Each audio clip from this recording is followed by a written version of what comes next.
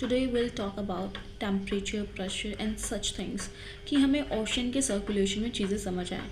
तो my main topic is El Nino and La Nina, पर उसके लिए हमें थोड़े बहुत बेसिक्स क्लियर होनी ज़रूरी हैं जो मैं आपको बताना चाहूँगी. ठीक है, अब देखो, बहुत बार हमने सुना है कि जो वार्म एयर होती है वो राइज करती है और नीचे लो प्रेशर बनाती है, पर बेसिक्स में जाते हैं. ठीक है, अब एल नीनो क्या है? एल नीनो एक फिनोमिनन है, एक प्रोसेस है. उसमें होता क्या है? उसमें अगर एल नीनो की हम बात करें तो जो वर्ड है उसका ओरिजिन क्या है? स्पेनिश वर्ड है.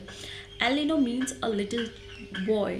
ठीक है, ये क्रिसमस के अराउंड ये फिनोमिना होता है और ये नॉर्मल नहीं है, अब नॉर्मल है. मतलब बहुत ये स्पेसिफिक होता है, बहुत रेयर होता है. अब की बार जैसे कि हम फील करते हैं ना कि हमें सर्दियों में कई बार बहुत सर्दी लगती है, तो there is the process which is acting behind it. It is El Nino and La Nina. उसका हमारे इंडियन मानसून पे इफ़ेक्ट होता है. ठीक है, तो उसको एक्सप्लेन करने के लिए सबसे पहले हम ट्रेड विंड्स वगैरह वगैरह की बातें करते हैं कि बेसिक्स में जाने की कोशिश करते हैं.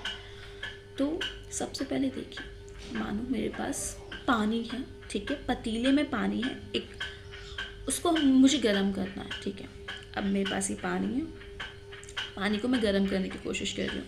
ठीक है, तो जैसे ही मैंने इसको किसी पे भी रखा, मानो मैं कुछ भी यूज़ करी, बर्नर पे रखा, तो जैसे ही मैंने उसका टेम्परेचर बढ़ाने की कोशिश की तो धीरे धीरे क्या होगा? धीरे धीरे बबल्स की फॉर्मेशन होगी. ठीक है, धीरे धीरे बबल्स आएंगे.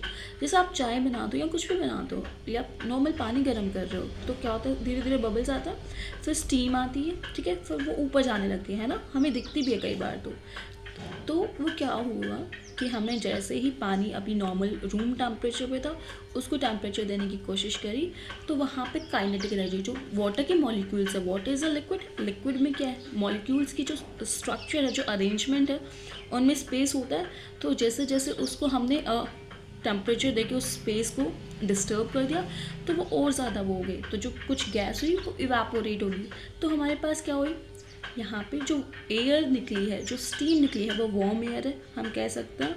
ठीक है, अब जो वाटर था उसमें से वार्म एयर ऊपर गई, तो पहले जो प्रेशर था, पहले कुछ भी प्रेशर नहीं था, पहले स्टेबल था.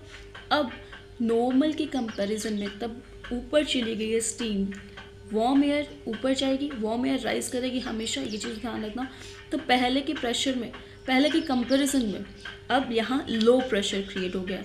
तो तब जब स्टीम बन के वार्म एयर ऊपर जाने की कोशिश करेगी, तो क्या होगी? वहाँ पे क्लाउड्स की फॉर्मेशन होती है. ठीक है, ऐसे. फिर क्लाउड्स में क्या होता है? क्लाउड्स क्या है? क्लाउड्स यही है, हमारे पास डस्ट के पार्टिकल्स हैं, उनमें टाइनी ड्रॉपलेट्स हैं, ये बन के वहाँ पे